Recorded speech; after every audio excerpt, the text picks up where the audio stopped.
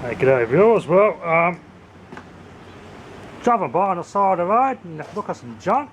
I turn around and I seen these ceiling fans on the side of the road. Well, someone's had an upgrade of some ceiling fans in an outdoor area, so I picked these up just for this purpose. These are bloody awesome.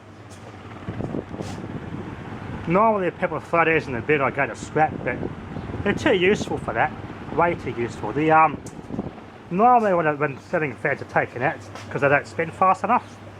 It's normally inside here. There's a capacitor, and the capacitor tends to go out of value, and the phase shifts inadequate, and the motor doesn't spin fast enough, or it gets too hot. But I checked the capacitors and they're all fine, so yeah, they're just way too useful to throw out these things when they work fine, when people change them out. This there might be a new capacitor, this one's on a different plug. That one there is a new capacitor, it spins too slow. These are our Mercator brands, fans. I do it for the fans, see? It's too useful to throw these away.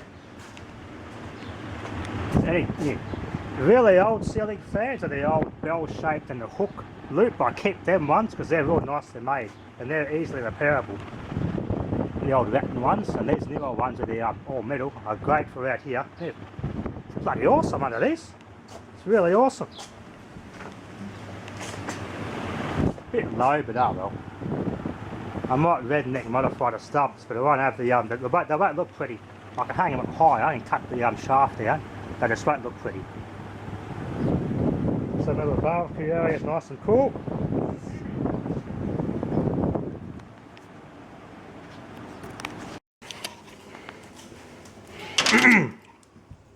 The viewers, well, had a bit of a clean up and got rid of some scrap, and I got traded something pretty cool in exchange for some scrap from the scrapper mate I've got. That's cooling down quite well. Got a fridge which works fine. Got a nice machine for someone else to fix. That came from a local restaurant. It's got a thermostat on it for it on order. This shares a lot of similarities with Scotsman and Bremer ice machines, but neither of those manufacturers built this machine. It's probably built in the same factory, but it's a Simag. Simag, and also some models are imported into Australia by Bromic. Certain Simag machines weren't supposed to be on the Australian market, but they only imported a couple of them to fill up a gap in supply chain, so to speak. So only some, the most common Simag ice machines you'll see in Australia are serviced by Bromic, but odd ones like this one here, they all deny it exists. So I've had to look on the overseas European market to find a part number to get the right evaporator thermostat to get this one going. It's supposed to work in a sequence so that a mechanical timer runs, dumps ice and harvests ice. So, depending on the size of the machine, I think this is every 10 minutes. It'll defrost and dump a harvest of ice. Whatever you set that evaporator thermostat to, for smaller ice chunks, all the way up, bigger ice chunks. These types that don't have a circuit board are the best because less goes wrong with them. Cheap to fix, all that goes wrong is two thermostats. The timer does go bad, but rarely. Italian made. The Bremers and the Scotsmans are Italian made as well. As I said, the Simags are Italian made as well, but they all share the same similarities. But these odd ones like this one, Ice Max brand, which is a one-off, this Ice Max brand is not heard of. No, they all deny it exists, so no one knows about what the hell was up the story with this one. This is something that's not common in Australia, so it's probably would have been imported by an odd importer to fill a gap in the supply chain or to make something cheaper or whatever. So it's a one-off machine. But all that's wrong with it, as I said, is the evaporator thermostat. I've taken it apart, deoxided the contacts. I had a couple of fridge thermostats here in my stash, but they don't work. They're a special combination. It's like one's normally open, one's normally closed. It would work, but it would defrost all the time. So it's a special type of thermostat with a 4, 1 or 4, 2 and 3 number contact pins on them. Because one's supposed to be a normally open or normally closed position on some of them, like this one here would use. It'll only defrost when the timer turns a defrost solenoid on. If it's not the right thermostat, as I found out, it will defrost all the time, which doesn't get cold, obviously, because it's stuck on defrost. This thermostat does work for a little bit, but it's dicky. It came good for a bit. Made half of a harvest device. Ran around once, then this thermostat just it just stuck defrost on. Whereas before the thermostat wasn't passing current. And when it doesn't pass current at all, it doesn't send power to the timer motor. And if the timer motor's not going, the ice maker is just going to sit there and do nothing. Like it won't progress in the cycle. It'll just sit there, whatever. It might be stuck on defrost, for example. Which, when it's on defrost, the motor has power going to it all the time till it stops. It hits cold freezing mode.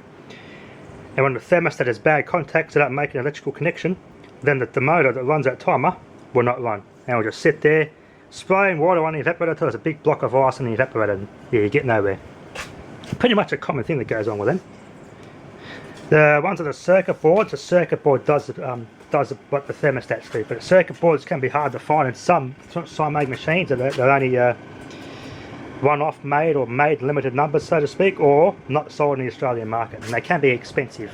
A Scotsman ice machine circuit board, roughly about the size of this, or this board here, is about roughly $400.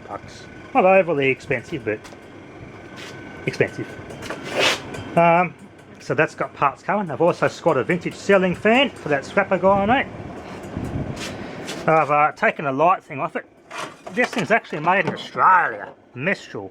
Model MDAL 48. Style 1.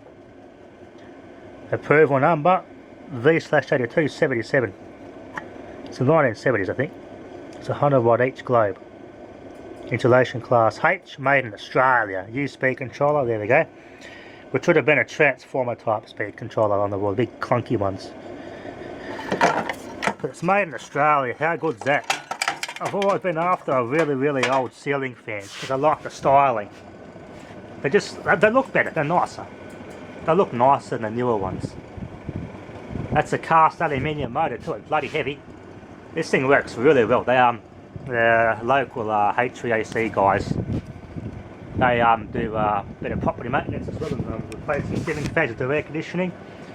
And they fold the blades back and to make it compact to fit them in the skip bin. So I've just spent a bit of time straightening out and redoing the blades, put a bit of extra twist on them, and balanced it.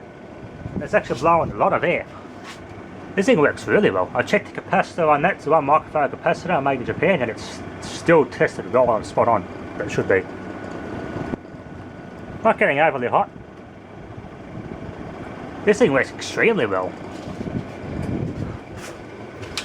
Yeah, but made in Australia, you don't see that anymore.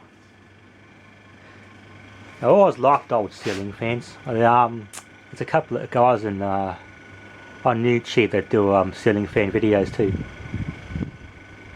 They're not Latin blades, but they're wooden blades, and they're quite thick, heavy things. I had to put a bit of effort in straightening those blades out as they were bent back to make it compact to fit in the skip. Which is just a decent lump, this one. I put a Loctite bolt in the bottom of that so it holds it all. The pin was missing, I had to fix that. Got the old solid core wiring out of it. Vintage wiring. Yeah, the 1960s wiring there. Bit of a 6mm square there. 6mm square going to a ceiling fan for lighting and everything. That's pretty overkill. That's about 6mm square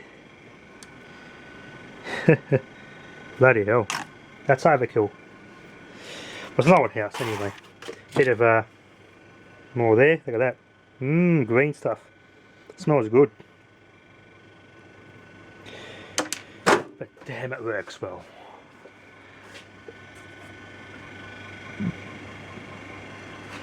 So that goes over the motor and covers over the top of the motor, whereas the other ones don't. Cooling on these more modern ones have scoops at the back to pull air into the motor, but this one's just different. Not too overly warm, but it works extremely well.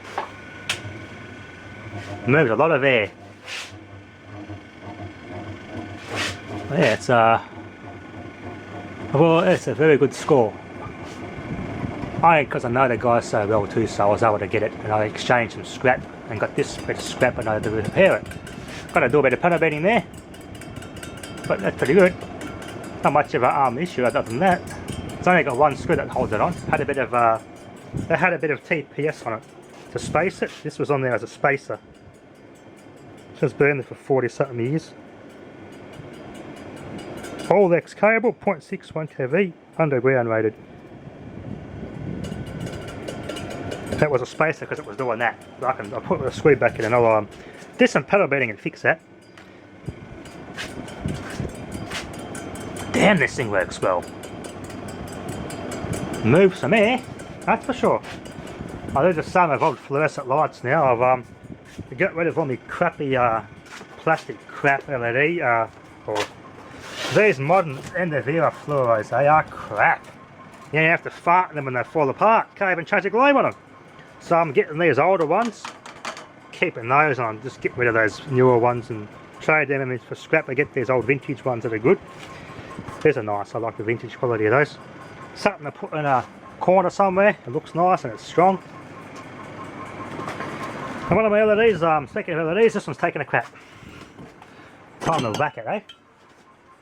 There we go. Gotta love China. I've also scored some radio valves. Some are battery ones and some of a lot of battery ones and 6-volt filament ones here. 1-volt filaments for battery radios. I've got to clean them up a little bit and catalogue them. A 39 with a grid cap missing. And we've got a, looks like a rectifier valve, probably a 5Y3 or an 80. Another rectifier valve, yep, an 80, yep, there we go. That predates the 5Y3s. That one's a 6F6G, which is probably an amplifier or preamp mixer valve, I reckon. That one's a, can't see. It came from an old barn, so in an old country town, Beulah. Very small town, so can't see that one. Hard to say, I have to go on that valve guru's valve to help identify that. Gotta get back in the valves more now. That's an older one, there's a bigger rectifier valve. That's probably an earlier, yeah, octal rectifier valve. Yeah, earlier than an 80, that one. 5X4G, there we go, rectifier valve. 5-volt filament. What's this one? Oh, that's an earlier one. Oh, these pins will clean up fine too. That's an earlier one, alright. Yeah, you can't see what's on the top of that. There we go. So, Phillips. No, it's starting to rub off. Bugger. Yeah, mini watt. We all know the mini watt with the valves. They are pretty common. B605. Yeah, that's probably early 30s, late 20s, that one. 2A3. 2-volt filament. So, it's for my battery set. Cool. I've got to go through and tidy all these up, and my cupboard, which is behind that fridge, has all my valves in it. So this cupboard here has all the boxes, all my valves are organised. So I have to organise them and put them all in there in one spot. There's almost no bubble on that. Got pretty good at balancing ceiling fans. Because a lot of the new ceiling fans you get from China now come with weights you've got to stick on them to balance them. Find that kind of odd. They aren't balancing the factory, they save a couple of dollars by not balancing them at the factory.